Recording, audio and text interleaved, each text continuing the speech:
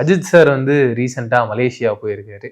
இதை சுற்றி நிறைய விஷயங்கள் பேசுகிறாங்க. அவர் என்ன காரணத்துக்காக மலேசியா போயிருக்காரு? ஒன்றும் இல்லை, கார் ரேஸ்க்காக தான் போயிருக்காரு. அவருடைய மிகப்பெரிய லட்சிய பயணமே அதுதான் அவருக்கு.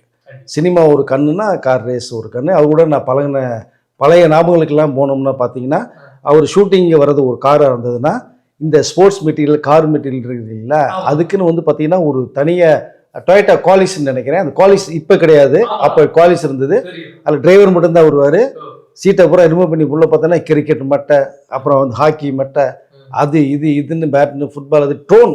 நீங்கள் ட்ரோன் இப்போ தானே பார்க்குறேன், ட்ரோன் அப்போவே வச்சுருந்தார். நான் சொல்கிறது உல்லாசம் படத்தப்ப ஏபிசி கார்பரேஷன் அமிதாப் பச்சன் முதன் முறையாக ஒரு படம் தயாரிக்கணும்னு வரும்போது இங்கே அஜித் வச்சு தான் பண்ணுறாரு. உல்லாசம் படம், ஜேடி ஜெரி டைரக்டர்.